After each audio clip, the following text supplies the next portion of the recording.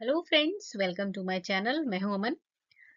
तो जैसे कि मार्च आ रहा है और आप सभी जानते हैं कि लाइसेंसिएट के एग्जाम जो हैं वो फर्स्ट वीक ऑफ मार्च में आ गए हैं।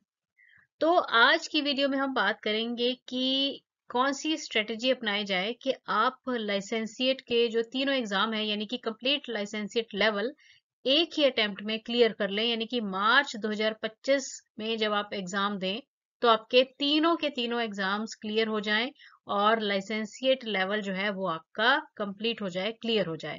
तो बस इसी के बारे में आज हम बात करेंगे। चलिए वीडियो शुरू करते हैं।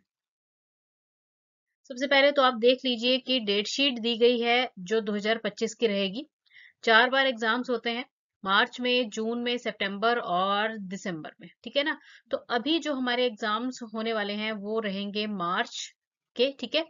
तो आपके जो एग्जाम्स हैं, जिन्होंने एग्जाम देने हैं उन्हें तो पता ही होगा। ये रहेंगे 1 और 2 मार्च को और 8 और 9 मार्च, है ना। तो ये आपके एग्जाम डेट्स हैं जो कि मार्च में होने वाले हैं। तो एग्जाम्स तो आपके मोस्टली देखिए जो फर्स्ट वीक रहेगा मार्च का उसमें हो ही जाएंगे और जो रिजल्ट है वो भी मोस्टली 31 मार्च से पहले ही डिक्लेयर हो जाएगा, जैसा कि डेट शीट में बताया गया है। तो देखिए, अगर आप लाइसेंसिएट के एग्जाम इस बार दे रहे हैं तो आप जानते हैं कि आपको 3 एग्जाम जो है वो लाइसेंसिएट लेवल क्लियर करके देने पड़ते हैं। ठीक है। जिसमें जो पहला एग्जाम है जो कि कंपलसरी रहता है, चाहे आप जनरल इंश्योरेंस स्ट्रीम से दे रहे हैं या फिर लाइफ इंश्योरेंस स्ट्रीम से, और वो एग्जाम है प्रिंसिपल्स ऑफ इंश्योरेंस, जिसका कोड है IC01। अगर आप लाइफ इंश्योरेंस स्ट्रीम से हैं तो दूसरा जो एग्जाम आपको देना पड़ेगा वो है practice of life insurance, code है इसका IC02।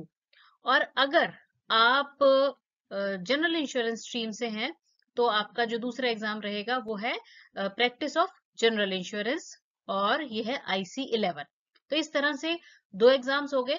पहला है कंपलसरी दोनों स्ट्रीम्स के लिए, और ये जो 2 नंबर लिखा है दोनों में, तो एक हो गया लाइफ इंश्योरेंस वालों के लिए IC02 और दूसरा हो गया किन के लिए, जो जनरल इंश्योरेंस स्ट्रीम के हैं, वो है IC11। और जो तीसरा एग्जाम रहता है ना आपका वो है ऑप्शनल। बहुत लिस्ट रहती है इसकी, तो उस लिस्ट में से जो भी आपको सबसे सुटेबल एग्जाम लगता है, आपने जो भी आपकी रिक्वायरमेंट है या जिस फील्ड में भी है, तो उसके हिसाब से आप चूज कर सकते हैं। ठीक है। तो ये इस तरह से 3 एग्जाम्स रहेंगे जो कि आपको क्लियर करने पड़ेंगे, जिसमें कि आपका लाइसेंसेट लेवल जो है वो क्लियर हो जाएगा। अब बात करते हैं कि इन एग्जाम्स की प्रिपरेशन करने के लिए जो स्टडी मटेरियल है। तो देखिए, वैसे तो आपने इसकी बुक्स जो हैं परचेज की होंगी। ठीक है। तो बुक्स में आप पढ़ाई कर ही सकते हैं, और साथ ही साथ इनकी ना वीडियो सीरीज जो है इन सब्जेक्ट्स की वो भी मेरे चैनल पर अवेलेबल है।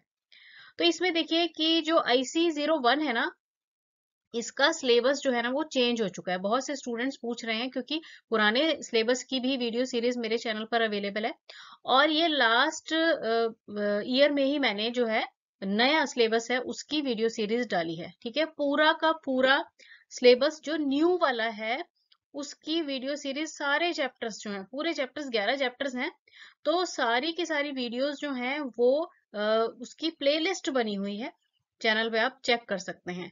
11 चैप्टर्स हैं और एक क्रैश कोर्स मैंने डाला हुआ है। ठीक है। तो डिटेल में आपको ये समझाए गए हैं। ठीक है जी। और दूसरा जो सब्जेक्ट है वो है हमारा IC02 लाइफ इंश्योरेंस स्ट्रीम के लिए, है ना। तो इसका भी पूरा सिलेबस जो है वो कंप्लीट प्लेलिस्ट में है।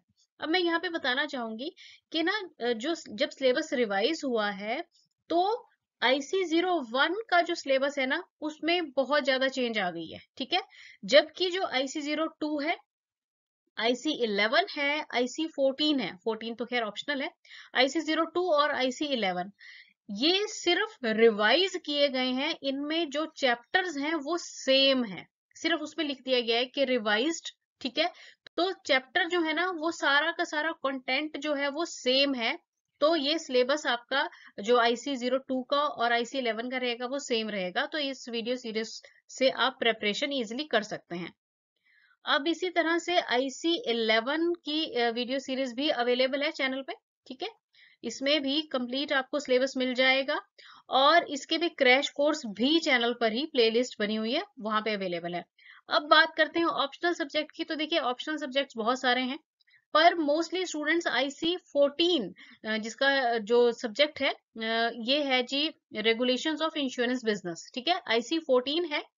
तो ये ऑप्शनल सब्जेक्ट है, तो सिर्फ इसी के जो वीडियो सीरीज है ना वो चैनल पर अवेलेबल रहेगा।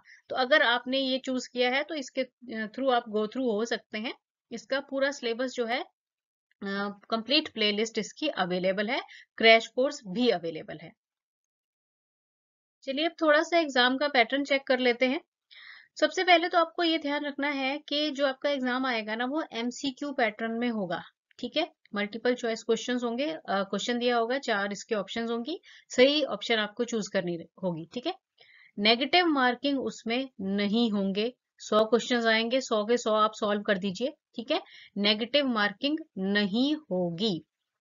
और अब बात करते हैं पासिंग मार्क्स की। तो देखिए पासिंग मार्क्स जो इसमें है वो रहेंगे 60%, यानी कि पास होने के लिए आपको 60% मार्क्स चाहिए हैं, जो कि इजी नहीं है। अभी तक जितने भी एग्जाम्स आपने आई थिंक दिए भी होंगे ना, तो मैक्सिमम जो पासिंग मार्क्स रहते हैं ना वो 50% रहते हैं, इसी में 60% दिए गए हैं। तो इसके लिए आपको ना प्रिपरेशन जो है ना वो अच्छी तरह से करनी होगी, सोच समझ के करनी होगी।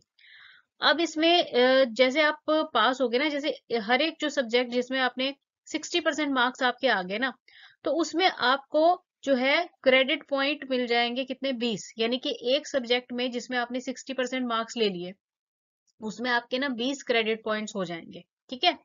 और क्योंकि आपने 3 एग्जाम देने हैं, तो अगर आपने तीनों में 60-60-60% ले लिए या उससे अबव ले लिए तो आप तीनों में पास हो जाएंगे। तीनों में आपके 20-20 क्रेडिट पॉइंट आ जाएंगे और टोटल आपके हो जाएंगे कितने, 60 क्रेडिट पॉइंट्स। तो आपका जो लाइसेंसिएट एग्जाम है, लाइसेंसिएट लेवल है ना, वो हो जाएगा क्लियर। तो अब आप ये क्लियरली समझ लें कि अगर आपने तीनों एग्जाम्स में 60-60% नंबर ले लिए तो आपके 20-20 क्रेडिट पॉइंट हर एक पेपर में ऐड हो जाएंगे, जुड़ जाएंगे, और टोटल आपके बन जाएंगे 60 क्रेडिट पॉइंट और आपका लाइसेंसिएट लेवल जो है वो क्लियर हो जाएगा। तो इसी तरह से प्रिपरेशन कीजिए ताकि आपके पहले अटेम्प्ट में ही 60 क्रेडिट पॉइंट्स आ जाएं और आपका लाइसेंसिएट एग्जाम का जो लेवल है वो क्लियर हो जाए। देखिए एक बार मेहनत करेंगे तो लाइसेंसिएट लेवल निकल जाएगा। अगर आप हर बार एक एक पेपर क्लियर करेंगे तो देखो फीस भी तो हर बार आपको भरनी पड़ेगी, टाइम भी वेस्ट होता है। तो इस तरह से एक बार में ही इसकी प्रिपरेशन कीजिए और फर्स्ट अटेम्प्ट में ही लाइसेंसिएट के तीनों एग्जाम्स जो है वो आप इजिली निकाल सकते हैं अगर प्रॉपरली इसकी प्रिपरेशन करेंगे। अब बात करते हैं कि कैसे इसकी तैयारी की जाए, स्ट्रेटजी क्या रखनी है। तो देखो अगर आपने एग्जाम के लिए इसकी बुक्स ली हुई हैं तो पहले तो बुक्स के थ्रू गो थ्रू हो जाइए, अच्छे से उनको पढ़ लीजिए। सारे सब्जेक्ट्स मतलब जो सारे चैप्टर्स हैं ना उनको पढ़ना है, ठीक है। क्योंकि कुछ पता नहीं होता है कहाँ से, कई बार क्या होता है 3-4 चैप्टर्स में से ही सारे क्वेश्चंस वो कवर कर देते हैं। तो इसलिए हर चैप्टर को आपने थॉरोली पढ़ लेना है, ठीक है। अच्छा अब आपने क्या करना है, जैसे आपने पहले तो बुक पढ़ी, बुक पढ़ने के बाद आपको क्या करना है, आपने जो वीडियो सीरीज है उनको थॉरोली गो थ्रू होना है, ठीक है। अगर आप सिर्फ सोचेंगे कि हम क्रैश कोर्स ही देख लें तभी पास हो जाएंगे तो थोड़ा सा मुश्किल हो जाता है। तो आपको बुक अगर है तो पढ़ लीजिए, नहीं है तो कोई बात नहीं, वीडियो सीरीज जो है ना उनको थॉरोली, मतलब जो आपको पहले हर एक वीडियो में ना चैप्टर की पहले डिस्क्रिप्शन दी गई है और उसके बाद क्वेश्चन आंसर्स हैं। तो हर टॉपिक को ना आपने अच्छे से समझना है। सिर्फ क्वेश्चंस को रट के जाएंगे तो बात नहीं बनेगी, क्योंकि क्वेश्चंस वहां पर चेंज कर देते हैं अलग अलग तरह से, मतलब वे ऑफ आस्किंग उनका डिफरेंट हो जाता है। तो आपने अगर चीजें समझी हुई होंगी तो आपको एग्जाम क्लियर करने में बिल्कुल भी मुश्किल नहीं होगी, ठीक है। तो वीडियो सीरीज अच्छे से देख लेनी है और उसके बाद क्रैश कोर्स करना है। अगर सिर्फ पहले क्रैश कोर्स करेंगे तो कई चीजें समझ नहीं आएंगी, तो इसलिए आपने अच्छे से पहले चैप्टर को समझना है और उसके बाद जो है क्रैश कोर्स आप इजीली कीजिए, तो आराम से आपका जो लाइसेंसिएट लेवल है वो क्लियर हो जाएगा। Thanks for watching the video and best of luck.